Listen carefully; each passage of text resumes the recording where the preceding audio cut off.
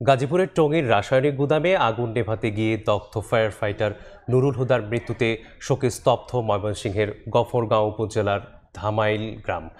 এই মুহূর্তে নিহতের গ্রামের বাড়িতে আছেন সহকর্মী ওবায়দুল হক। সেখানকার খবর জানতে সরাসরি যুক্ত হচ্ছি তার কাছে।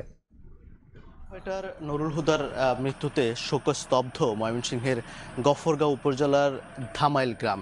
এই নুরুল হুদার নিজ বাড়িতে এখন আসলে শোকের মাতম চলছে এবং পুরো গ্রামবাসী কিন্তু গ্রামের মানুষের প্রত্যেকের মাঝে কিন্তু সেই আসলে শোক ছড়িয়ে পড়েছে। আমি এখন আছি তার নিজ বাড়িতে। গতকাল তার ফায়ার সার্ভিসের হেডকোয়ার্টার এবং তার যে কর্মস্থল টঙ্গীতে তার জানাজা শেষে রাত 12টার দিকে তার যে লাশবাহী গাড়ি সেটি কিন্তু এসে পৌঁছায় রাত 12টার দিকে।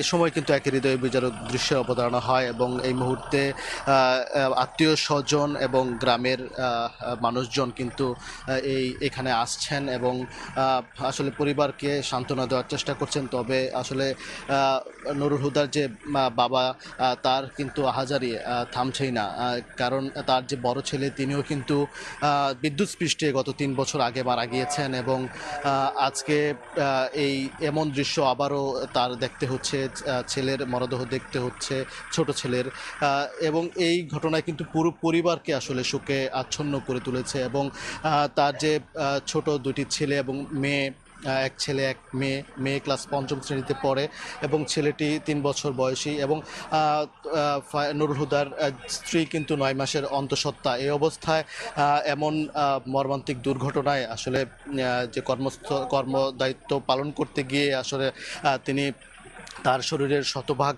আসলে পুড়ে যায়। সেই ঘটনায় কিন্তু গতকাল বিকেল 3টার দিকে তিনি মৃত্যুবরণ করেন এবং এই ঘটনায় ময়মনসিংহ পুরো জেলা, বিশেষ করে গফরগাঁও উপজেলার কিন্তু শোকের আবহ ছড়িয়ে পড়েছে এবং আত্মীয় স্বজন, পাড়া প্রতিবেশীর মানুষজন আসছেন এবং তারা পরিবারকে আসলে সান্ত্বনা দিচ্ছেন। এই মুহূর্তে কিন্তু গ্রামের বাড়িতে এক ধরনের শোকের আবহ এবং আমরা কথা বলে জানতে পেরেছি যে আজকে সকাল 10টায় এই বাড়ির পাশেই তার নামাজের জানাজা শেষে তাকে দাফন করা হবে। সেজন্য আসলে সব ধরনের প্রস্তুতি আসলে নেওয়া হচ্ছে।